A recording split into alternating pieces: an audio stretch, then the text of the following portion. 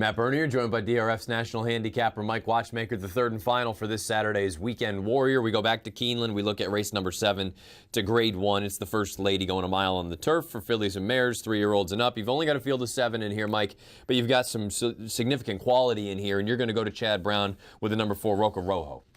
I thought Roca Rojo ran terrific last time out with third in the Boston Spa. Lady Eli's Boston Spa. There was no pace in that race, none at all. And Roca Rojo was steadied out at the start and was a distant trailer through much of the race. She was just as far from set up as you could want a horse to be.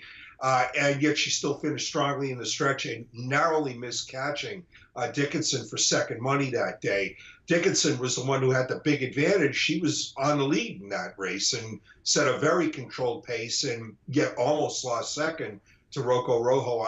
This is a much better setup for Roca Rojo. There's a little bit more speed in this race, although it's very dangerous predicting whether you're going to get an honest pace or not in turf races these days. But there is more pace in this race. I think that will benefit Roca Rojo, and she's got some back races that are plenty good enough to win this race, like her win 3 starts back in the Distaff Turf Mile at Churchill, or her nose loss to Miss Temple City in the Matriarch late last year out in California. That race, a repeat of that race, makes her a winner of this race regardless of the pace setup. A number of fillies and mares in this race had run earlier this year over the summer in the Beverly D, including Zepessa. Zepessa has come back to run since then, but more importantly, Donna Bruja and Hawksmoor. Hawksmoor has a little bit of tactical speed. Donna Bruja really hasn't done anything wrong since Nacho Correas has brought her north. Anybody else in this field interest you?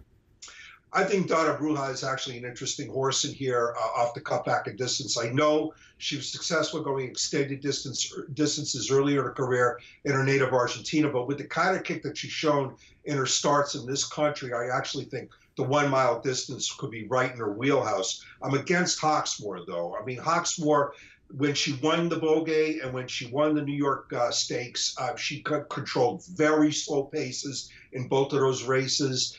I don't know that she's going to get that kind of advantage in this spot. I'm more against her.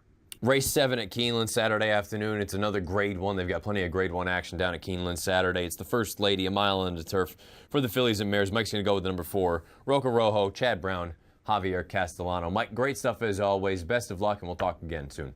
Thank you, Matt.